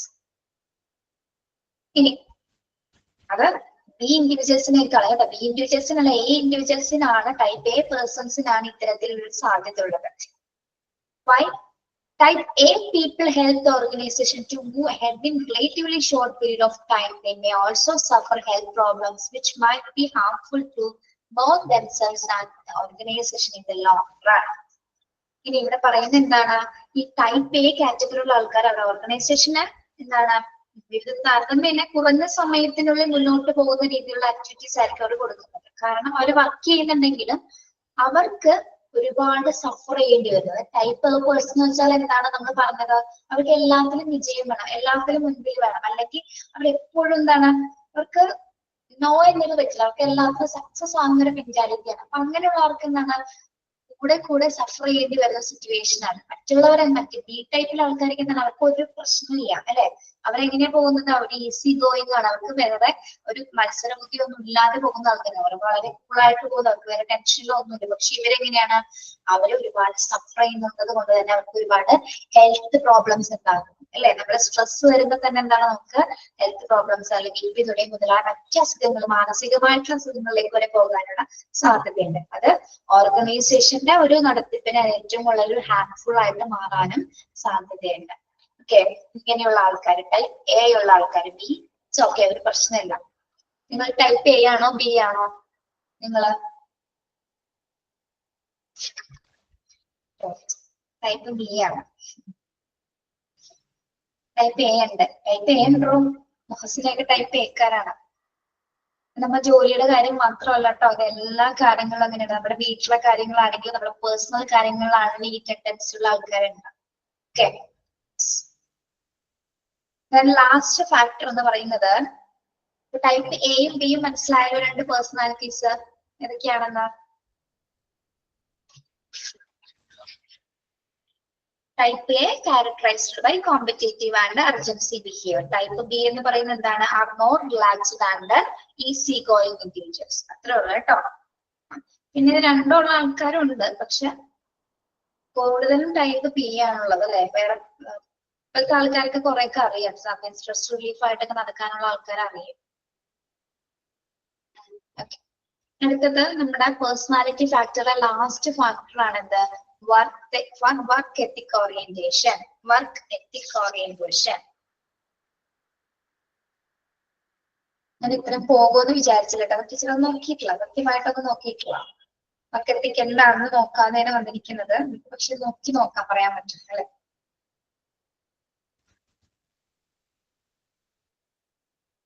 Some individuals are highly work oriented while others try to do the minimum that request is to be without being fired on the job. Extremely work ethic oriented person gets greatly involved in the job. Extreme work ethic values could lead to traces workism. When work becomes to considered as the only primary motive for living with very little outside interest. Dedicated worker. അപ്പൊ ഇവിടെ work ethics എന്ന് പറയുമ്പോൾ എന്താണ്? Work ethic അല്ലെങ്കിൽ work ethic orientation എന്ന് പറയുമ്പോൾ എന്താണ്? നമ്മൾ ചെയ്യുന്ന ജോലിയിൽ നമുക്ക് എന്തുണ്ടായിരിക്കണം? എത്തിക്സ്. എന്താണ് എത്തിക്സ്? നമ്മൾ എത്തിക്സുള്ള കള്ളെന്ന് കേട്ടിട്ടുണ്ടോ നിങ്ങള്? കേട്ടിട്ടില്ലല്ലേ? ധാർമ്മികത അല്ലെങ്കിൽ ദിശാബോധം എന്ന് പറയും. എത്തിക്സ് ഉള്ള കള്ളനാണ് ടീച്ചറായത്. ഇങ്ങനെ ആളുണ്ടാവും. എത്തിക്സ് ഉള്ള കളർ അങ്ങനെ ഉണ്ടോ? എത്തിക്സ് ഉള്ള കളർ ഉണ്ടോ? ചെയ്യുന്ന ജോലിയിൽ അവർക്ക് എന്തുണ്ടാവും? ഒരു ആത്മാർത്ഥത ഉണ്ടാവും. എന്താണെങ്കിലും കളവാണെങ്കിലും അല്ലെങ്കിൽ. ഓക്കെ, ഞാനിത് പറഞ്ഞത് കരിക്ക് എന്ന സീരീസ് ഉണ്ടല്ലോ, കരിക്ക് ആ സീരീസിൽ ഇങ്ങനെ ഒരു ഡയലോഗ് ഉണ്ട്, അതാണ് പറഞ്ഞത്. അതെ, കള്ളൻ എത്തിക്സ് ഉള്ള കള്ളനാവണ്ടെന്നൊരു ടോക്ക് പറയുന്നത് എന്ന് പറഞ്ഞാൽ. അപ്പൊ വർക്ക് എത്തിക്സ് എന്ന് പറയുന്നത് നമ്മുടെ ജോലിയിൽ ഒരു ധാർമ്മികത ഉണ്ടാവുകയാണ് അല്ലെ. അതായത് നമുക്ക് ഇവിടെയും രണ്ട് ടൈപ്പ് ഓഫ് ആൾക്കാർ പറയാം. നന്നായിട്ട് ജോലി ചെയ്യുന്ന ആൾക്കാരുണ്ടാവും, പക്ഷെ ചില അലസന്മാരായിട്ടുള്ള ആൾക്കാരുണ്ടാവും അല്ലെ. എക്സ്ട്രീം വർക്ക് എഫക്റ്റീവ് ആയിട്ട് ചെയ്യുന്ന കുറെ ആൾക്കാരുണ്ടാവും. ഇപ്പൊ നിങ്ങൾ നമ്മുടെ ക്ലാസ്സിൽ തന്നെ കുറെ നന്നായിട്ട് പഠിക്കുന്ന കുട്ടികളുണ്ടാവും, വെറുതെ നോക്കിയാലും പഠിച്ച അത്യാവശ്യം കിട്ടുന്ന ആൾക്കാരുണ്ടാവും, ഒന്നും നോക്കാത്ത കുട്ടികളുണ്ടാവും നമ്മുടെ ക്ലാസ്സിൽ. ഈ ഫീൽഡ് ഈ ക്ലാസ്സിലോട്ട് പോലും കയറാതെ വെറുതെ വന്ന് പരീക്ഷ എഴുതുന്ന ആൾക്കാരുണ്ടാവും. ഓക്കെ, ഏതുള്ളവർക്കാണ് എത്തിക്സ് ഉള്ളത് ഈ ക്ലാസ്സിൽ? ഇപ്പോ ഡെയിലി ക്ലാസ് അറ്റൻഡ് ചെയ്തവർക്കാണോ, ഒരു ക്ലാസ് കാണാതെ എക്സാം ചെയ്തവർക്കാണോ? ഡെയിലി നമ്മുടെ റെക്കോർഡ് ക്ലാസ് അറ്റൻഡ് ചെയ്യുന്ന പാവം നമ്മുടെ പിള്ളേരാണ് അല്ലെ, പി ജിക്കാരൻ. Okay, yes. അപ്പോ ചെയ്യുന്ന ജോലിയോട് നമുക്കൊരു ആത്മാർത്ഥത വേണം അല്ലെ. വർക്ക് ഓറിയന്റഡ് ആയിട്ട് ചെയ്യുന്ന സമയത്ത് എന്താണ് നമുക്ക് ശരിക്കും പറഞ്ഞാൽ അതിനൊരു ബെനിഫിറ്റ് ഉണ്ടാവും, ഇല്ലാതിരിക്കില്ല.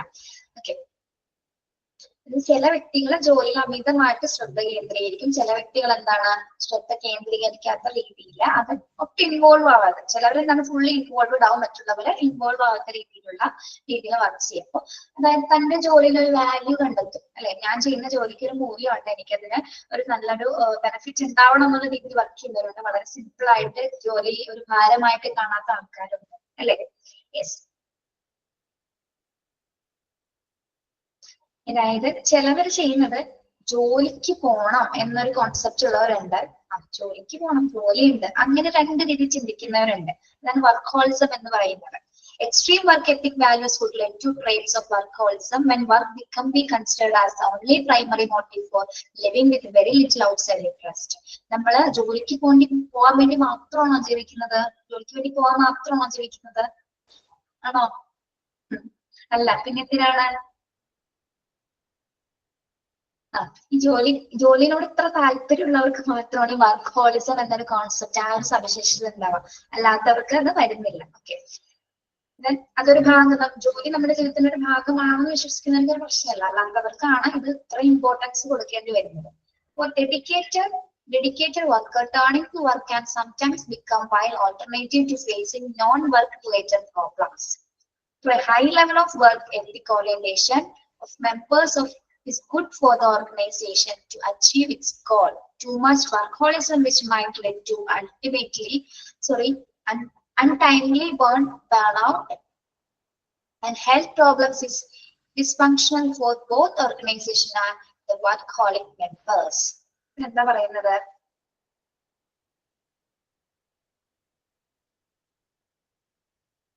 നമ്മൾ ഒരു ജോലിക്കാരനെ എടുക്കുകയാണെങ്കിൽ ജോലി ചെയ്യുന്ന സ്ഥലത്ത് ഉണ്ടാവുന്ന നമ്മുടെ പ്രശ്നങ്ങൾ അല്ലെ, അത് ചിലവരെന്താണ് വർക്ക് റിലേറ്റഡ് ആയിട്ടുള്ള പ്രോബ്ലംസ് ചിലവരത് ഫേസ് ചെയ്യും, ചിലവർക്ക് അതൊരു ബുദ്ധിമുട്ടായിരിക്കും അല്ലെ. അതായത് വർക്കിന് ഇമ്പോർട്ടൻസ് കൊടുത്തിരിക്കുന്ന ആൾക്കാർക്ക് വർക്കിൽ ഉണ്ടാവുന്ന പ്രശ്നങ്ങൾ വളരെ ഒരു പ്രശ്നമായിട്ടുണ്ട്. അല്ലാത്തവർക്ക് എന്താണ് അതൊരു പ്രശ്നമല്ല, ഈസി ഗോയിങ് ആയിട്ട് അത് വരും.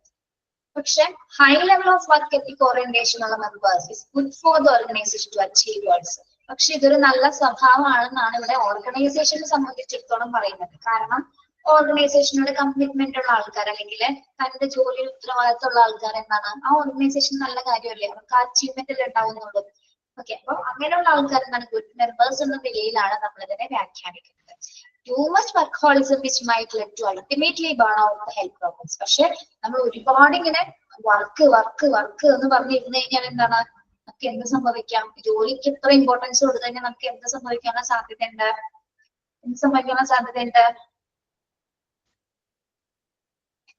ആരോഗ്യപരമായിട്ടുള്ള പല തകരാറുകൾ ഉണ്ടാവാനുള്ള, അതായത് ഡിസ്ഫങ്ഷണൽ ആകും നമ്മുടെ ആരോഗ്യം, തകരാറിലാവാനുള്ള സാധ്യതയുണ്ട്. അപ്പൊ ഒരിക്കലും നമ്മൾ അങ്ങനെ വർക്കഹോളിക് ആയിട്ട് ചെയ്യേണ്ട കാര്യമില്ല. വർക്ക് ജീവിതത്തിന്റെ ഒരു ഭാഗമാണ്, അത് മാത്രമല്ല ജീവിതം എന്നുള്ള രീതിയിലൊരു കോൺസെപ്റ്റ് നമുക്ക് വേണം. അപ്പൊ വർക്ക് എത്തിക് ഉണ്ടായിരിക്കണം, നമ്മൾ ചെയ്യുന്ന ജോലിയോട് നമുക്ക് ആത്മാർത്ഥത ഉണ്ടായിരിക്കണം. അതൊരു ഭാഗമായിട്ട് മാത്രം എടുക്കാതെ ഒരിക്കലും നമ്മളതൊരു ജോലിക്ക് വേണ്ടി ജീവിക്കുന്ന ഒരു രീതിയിലാവരുത്. പക്ഷെ എന്തുണ്ടായിരിക്കണം? ചെയ്യുന്ന ജോലിയോടെ കൂടെ ഉണ്ടായിരിക്കണം, ആത്മാർത്ഥതയോടെ വർക്ക് ചെയ്യാൻ പറ്റും. Work ethic orientation. ഇതാണെന്ന് തോന്നുന്നു. അപ്പൊ വർക്കഹോളിസം എന്നൊരു കാര്യം നിങ്ങളോടൊന്ന് നോട്ട് ചെയ്യണേ. വർക്കഹോളിസം എന്ന് പറയുന്നത് എന്താണ്? എക്സ്ട്രീം വർക്കിന്, അതായത് ഒരുപാട് നേരം കംപ്ലീറ്റ് നമ്മൾ വർക്കിന് ഇമ്പോർട്ടൻസ് കൊടുക്കുന്നവരെയാണ് നമ്മൾ വർക്കഹോളിസം എന്ന രീതിയിൽ സൂചിപ്പിക്കുന്നത്. ഓക്കെ, അതായത് ഡെഡിക്കേറ്റഡ് ആയിട്ട് വർക്ക് ചെയ്യുന്ന ആൾക്കാരാണ് വർക്കഹോളിസം എന്ന് പറയുന്നത്. എന്ന് വെച്ചാൽ അവർക്ക് വർക്കാണ് ഇമ്പോർട്ടന്റ്. അല്ലാതെ ചെയ്യുന്ന ആൾക്കാരുണ്ട്, അദ്ദേഹം ഡെഡിക്കേഷൻ ഇല്ലാതെ ചെയ്യുന്ന ആൾക്കാരുണ്ട്. പക്ഷെ ഇങ്ങനെ ചെയ്യുന്നതിനനുസരിച്ചിട്ട് ഓർഗനൈസേഷൻ ഒരുപാട് ഗോൾ സംഭവിക്കുന്നുണ്ടെങ്കിൽ, ഗോൾ കിട്ടുന്നുണ്ടെങ്കിലും അത് അവരുടെ ആരോഗ്യത്തിന് തന്നെ അത് ഹാനികരമാകുന്ന രീതിയിൽ മാറാനുള്ള സാധ്യതയുണ്ട്. ഓക്കെ, മനസ്സിലായോ വർക്ക് എത്തിക് ഓറിയന്റേഷൻ എന്താണെന്ന്? അതൊന്നുകൂടെ ഒന്ന് വായിച്ചു നോക്കണം കേട്ടോ. ഈ ചാപ്റ്റർ അത്ര ഇൻട്രസ്റ്റിംഗ് അല്ല. എന്തോ? ഈ ചാപ്റ്റർ ഇത്ര ബുദ്ധിമുട്ടാണോ? ഇൻട്രസ്റ്റിംഗ് അല്ലല്ലോ. എടുത്ത ഭാഗം വലിയ കുഴപ്പമുണ്ടായില്ലല്ലോ. ഇല്ല ഇല്ല ഇല്ല ഇല്ല, നമ്മുടെ സ്വഭാവങ്ങളെ പറ്റിയുള്ള കാര്യങ്ങൾ തന്നെയല്ലേ, Yes, ഓരോരുത്തരെയും yes. കുറിച്ചല്ലേ. ഇത് നിങ്ങൾക്ക് കുറച്ചോ അടിച്ചില്ല നമ്മൾ പ്രശ്നമില്ല. ഓക്കെ, ഒന്നും കൂടി ഒന്ന് എക്സാമിന് വരും ഇതൊക്കെ. ഇതില്ല, വരില്ല, ഇതൊക്കെ വെറുതെ ഞാൻ പറഞ്ഞോണാണല്ലോ. അത് കൊള്ളാം. എക്സാമിന് വരും. ഇത് മറ്റേ ക്ലാസ്സിൽ ചോദിക്കും, ടീച്ചർ ഇത് പരീക്ഷയ്ക്ക് വരുമോ? നമ്മൾ ക്ലാസ്സിൽ ചോദിക്കില്ലേ, ടീച്ചർ ഇത് പരീക്ഷയ്ക്ക് വരുമോ? പരീക്ഷയ്ക്ക് വരും. അപ്പൊ എന്താണ്, അപ്പൊ നിങ്ങൾക്ക് ഇപ്പൊ മുഖസിന് പറഞ്ഞ പോലെ ഇതിന്റെ ഓരോ സ്വഭാവങ്ങൾ നോക്കിയിട്ട് നമ്മൾ ആരൊക്കെയാണെന്നൊക്കെ കുറെയൊക്കെ നമുക്ക് മനസ്സിലായില്ലേ. എ ആൻഡ് ബി ഒക്കെ വരും. നമ്മളിവിടെ പറഞ്ഞ എന്താണ്, ശ്രദ്ധിക്കണേ, personality factors in an organisation. ഓർഗനൈസേഷനുമായി ബന്ധപ്പെട്ട് വരുന്ന സ്വഭാവ സവിശേഷതകളാണ്. അതിന് നീഡ് പാറ്റേൺ പറഞ്ഞു, ഒരു പാറ്റേൺ ഉണ്ടാക്കി, ലോക്കസ് ഓഫ് കൺട്രോൾ പറഞ്ഞു, introversion and extroversion, tolerance for ambiguity, ഇവിടെ തുടങ്ങിയാണ് നമ്മൾ എടുത്തത്. ഓക്കെ, ഈ പേരുകൾ നിങ്ങൾ കറക്റ്റ് ആയിട്ട് പഠിച്ചു വെക്കുക. ഈ 10 പേരുകളും കറക്റ്റ് ആയിട്ട് പഠിച്ചു വെക്കുക കേട്ടോ. ഏതൊക്കെ ഫാക്ടേഴ്സ് ആണെന്നുള്ളത് പഠിച്ചു വെക്കുക. ഇനി ഒരിക്കലും നിങ്ങൾക്ക് ഡിഫിക്കൽട്ട് ആയിട്ട് അറ്റൻഡ് ആവുന്ന തരത്തിൽ ക്വസ്റ്റ്യൻസ് എന്തായാലും ഇടില്ല കേട്ടോ. അത് നിങ്ങൾ പേടിക്കണ്ട, എളുപ്പമാവുന്ന രീതിയിലേ ചോദിക്കുള്ളൂ. ഓരോന്നും എന്തൊക്കെയാണെന്ന് മനസ്സിലായാലും, റിസ്ക് പ്രോപ്പൻസിറ്റി എന്താണ്, മാക്യുലിനിസം എന്താണെന്നുള്ളതൊക്കെ അങ്ങനെ നോക്കുകയാണെങ്കിൽ ഈ 10 സ്വഭാവ സവിശേഷതകളിൽ ഏതെങ്കിലുമൊക്കെ നമ്മളുടെ മറ്റുണ്ട് അല്ലെ. യെസ്, ശരിയാണ്. ടൈപ്പ് എയും ബി ഒന്നുകൂടി പറയണോ? ടൈപ്പ് എയും ബിയിൽ എന്താ പ്രശ്നം? ടൈപ്പ് എ എന്ന് പറയുന്നത് മത്സര ബുദ്ധിയുള്ള ആൾക്കാരാണ്. ടൈപ്പ് എ എന്ന് പറയുന്നത് കോമ്പറ്റേറ്റീവ് നേച്ചർ ഉള്ളവര്, അല്ലെങ്കിൽ വളരെ എന്താണ് അർജൻസി, അടിയന്തരമായിട്ട് ഭയങ്കര ഫാസ്റ്റ്, ഇങ്ങനെ അത് വേണം ഇത് വേണം അത് കംപ്ലീറ്റ് ചെയ്യണം ഇങ്ങനെ ഒരു നമുക്കൊരു എന്താ പറയാ, അതിനൊരു മലയാളത്തിൽ എന്തൊരു വാക്ക് പറയും, കോമ്പറ്റേറ്റീവ് പ്രവണത. അത് വിചാരിച്ചാൽ മതി കേട്ടോ. Type A characteristics by competitive urgency, അങ്ങനെ എഴുതി വെച്ചാൽ മതി. മത്സര ബുദ്ധിയുള്ളവരും വളരെ ഇംപേഷ്യന്റ് ആയിട്ടുള്ള ആൾക്കാരും ആയിരിക്കും. പക്ഷെ ടൈപ്പ് ബി എന്ന് പറയുന്നത് എന്താണ്? Type B are more relaxed and എന്താണ് ഈസി ഗോയിങ് ഇൻഡിവിജ്വൽസ് ആണ്. അവർക്ക് അവരുടെ മറ്റു ടെൻഷൻസോ മറ്റു കാര്യങ്ങളോ അല്ലെ ഇതേപോലെ തന്നെ കോമ്പറ്റേറ്റീവ് നേച്ചർ ഒന്നും അവർക്കില്ല. അത്രേ ഉള്ളൂ. അത്ര മനസ്സിലാക്കിയാൽ മതി നിങ്ങൾ ടൈപ്പ് എയും ബി. ഓക്കെ, കാമാൻ കോയിറ്റാണ് ആരാ ടൈപ്പ് ബി എന്ന് പറയുന്നത്. ടൈപ്പ് എ ഉള്ള ആൾക്കാർക്കാണ് ശരിക്കും പറഞ്ഞിപ്പോ നമ്മളിപ്പോ ലാസ്റ്റ് പറഞ്ഞ വർക്ക് ഹോളിസം എന്ന് പറഞ്ഞ സംഭവം പറഞ്ഞില്ലേ. ഈ വർക്ക് ഹോളിസം വരുമ്പോൾ ഇതേപോലെ ടൈപ്പ് എ ഉള്ള ആൾക്കാരാണ് അതിൽ വരുന്നത് അല്ലെ. വർക്ക് ഹോളിസം എന്ന് പറഞ്ഞാൽ വർക്കിന് ഇത്ര ഇമ്പോർട്ടൻസ് കൊടുത്തിരുന്നിരുന്ന് സ്ട്രെസ്സായി ആരോഗ്യം മുഴുവൻ നശിച്ച് പിന്നെ ജോലിക്ക് പോകാൻ പറ്റാത്ത ആൾക്കാരായിട്ട് മാറുന്നത്, അഗ്രസീവ് ആയിട്ടുള്ള ആൾക്കാർ, ഓവർ ടെൻസ്ഡ് ആകുന്ന ആൾക്കാർ. അതാണ് ടൈപ്പ് എ എന്ന് പറയുന്നത്. മനസ്സിലായോ? മാക്യുവലിസം മനസ്സിലായല്ലോ. മാക്യുവലിസം ഒരു ലക്ഷ്യം നേടുന്നതിന് മറ്റുള്ളവരെ തന്ത്രമാക്കി എടുത്ത് കൂളായിട്ടിരിക്കുന്ന ആൾക്കാരാണ് അത് മാക്യുവലിനുകൾ എന്ന് പറയുന്നത്. Okay, yes. അതായത് മറ്റുള്ളവരെ കൊണ്ട് അവരുടെ നേട്ടങ്ങൾ ഉണ്ടാക്കിയെടുക്കുന്ന ആൾക്കാരാണ് മാക്യുവലിസത്തിൽ വരുന്ന സ്വഭാവം. റിസ്ക് പ്രോപ്പൻസിറ്റി എന്ന് പറഞ്ഞത് ഏത് റിസ്ക് ഉള്ള സാഹചര്യങ്ങളും ഏറ്റെടുത്തുകൊണ്ട് അതിനെ അച്ചീവ് ചെയ്യാനായിട്ട് ആഗ്രഹിക്കുന്നത്. പിന്നെ എന്താണ് നമ്മൾ പഠിച്ചത്? സ്വേച്ഛാധിപത്യം അറിയാലോ. എതിർത്ത് നിൽക്കുന്ന ആൾക്കാർ, അതായത് ഒരു മാനേജറിനെ എതിർത്ത് നിൽക്കാൻ കപ്പാസിറ്റി ഉള്ള, അദ്ദേഹം പറയുന്ന നിർദ്ദേശങ്ങളൊന്നും അംഗീകരിക്കാതെ തന്നെ അദ്ദേഹത്തെ ചോദ്യം ചെയ്യുന്ന ആൾക്കാർ. പിന്നെ ഡോഗ്മാറ്റിസം എന്ന് പറഞ്ഞാൽ എന്താണ്? പിടിവാശിയുള്ള ആൾക്കാർ. അതായത് അയാളുടെ കാര്യങ്ങൾ, അയാൾ പറയുന്ന ആ കാര്യങ്ങൾ അംഗീകരിക്കുക എന്നുള്ളത് മാത്രമാണ്. മറ്റുള്ളവർ പറയുന്ന കാര്യങ്ങളൊന്നും അംഗീകരിക്കാത്ത ടൈപ്പ് ഓഫ് സവിശേഷതയുള്ള ആൾക്കാരാണ് ഡോഗ്മാറ്റിസം അഥവാ പിടിവാശിയുള്ള ആൾക്കാരെന്ന് പറയും. നിർബന്ധ ബുദ്ധിക്കാരെന്ന് വേണ്ടി നമുക്ക് അവർ പറയാം. ഓക്കെ, ഡോഗ്മാറ്റിസം അത് കഴിഞ്ഞു കേട്ടോ. അപ്പൊ ഓർഗനൈസേഷൻ ബിഹേവിയറിലെ പേഴ്സണാലിറ്റി ഫാക്ടേഴ്സ് കഴിഞ്ഞു. ഇനി വരുന്നത് ആറ്റിറ്റ്യൂഡ് എന്നുള്ള ഭാഗം വിൽഡ്രോസ് മിസ്സായിരിക്കും എടുക്കുന്നത് കേട്ടോ. തുടങ്ങിയായിരുന്നോ ടീച്ചർ? തുടങ്ങിയിട്ടില്ല. പേഴ്സണാലിറ്റി ഡയമെൻഷൻസ് തുടങ്ങി. ഇതിന്റെയൊക്കെ കണ്ടിന്യൂഷൻ ആണ് കേട്ടോ. എളുപ്പമാണ്, കുഴപ്പമില്ല. നമ്മുടെ ആറ്റിറ്റ്യൂഡ്സിനെ കുറിച്ചൊക്കെയാണ്, മനോഭാവത്തെ കുറിച്ചിട്ട് എന്തൊക്കെയാണ് അതിന്റെ കമ്പോണൻസുകൾ, അങ്ങനെയുള്ള കാര്യങ്ങളാണ് അതിൽ വരുന്നത്. എളുപ്പമാണ്, നിങ്ങളൊന്ന് മനസ്സിലാക്കിയാൽ മതി. പിന്നെ ലേണിംഗ് തിയറീസ് തുടങ്ങിയാണ് ടീച്ചർ ഇനി എടുക്കുന്നത്. ലേണിംഗ് തിയറീസ് തുടങ്ങിയത് കംപ്ലീറ്റ്ലി സൈക്കോളജി ആണ് കേട്ടോ. കംപ്ലീറ്റ്ലി സൈക്കോളജിക്കൽ തിയറിയാണ്. Classical condition theory, operant condition theory, ഇതൊക്കെ നിങ്ങൾക്ക് യൂട്യൂബിൽ നോക്കിയാൽ കാണാം. ഇതൊക്കെ അവൈലബിൾ ആണ് യൂട്യൂബില്. എന്താണത് സൈക്കോളജിക്കൽ തിയറീസിന് പരീക്ഷണങ്ങളൊക്കെ ഉണ്ട്. അത് നിങ്ങൾക്ക് നോക്കിക്കഴിഞ്ഞാൽ കുറച്ചുകൂടി ഡീറ്റെയിൽ ആയിട്ട് കാണാൻ പറ്റും.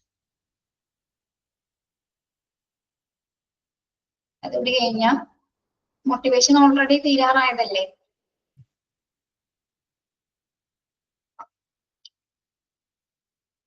ലേണിംഗ് തിയറീസും പെർസ്പെക്ഷനും മാത്രമേ ഉള്ളൂ. നമുക്ക് നെക്സ്റ്റ് ഫ്രൈഡോടുകൂടി നമ്മുടെ ക്ലാസ് തീരുമാനിക്കാന്ന് വിചാരിക്കാം.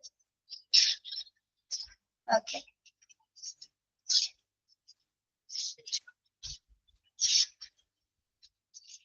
Thank you. Have A nice day. Thank you ma'am. Thank you, ma'am. Thank you, ma'am. Thank you. Model exam ഉണ്ടാവോ? മോഡല് ഒന്നും പറഞ്ഞിട്ടില്ല, ഉണ്ടാവുമായിരിക്കും. എന്താണെന്നായിരുന്നു നിങ്ങൾക്ക് എന്തിനാ മോഡല്? ഇത്രയും ഡിപ്ലോമ എക്സാം അറ്റൻഡ് ചെയ്തവരല്ലേ നിങ്ങൾ? എത്ര എക്സാം നിങ്ങൾ എഴുതി? മോഡല്, മൊഡ്യൂള്, മെയിൻ എക്സാം, എന്നിട്ട് ഇനി മോഡല് ആണോ? നന്നായിരിക്കുമല്ലോ എഴുതിയ? വേണം. ഓക്കെ, ഒന്നും പറഞ്ഞിട്ടില്ല. ഇൻഫർമേഷൻ എങ്ങനെയാണെന്ന് ഒന്നും അറിയിച്ചിട്ടില്ല കേട്ടോ. നിങ്ങൾ അറിയിക്കുക എങ്ങനെയാണ്. Thank you. Question paper prepare ചെയ്യുന്നത് അവിടെ ഇൻസ്റ്റിറ്റ്യൂഷനിൽ തന്നെയാണോ? അതേടോ.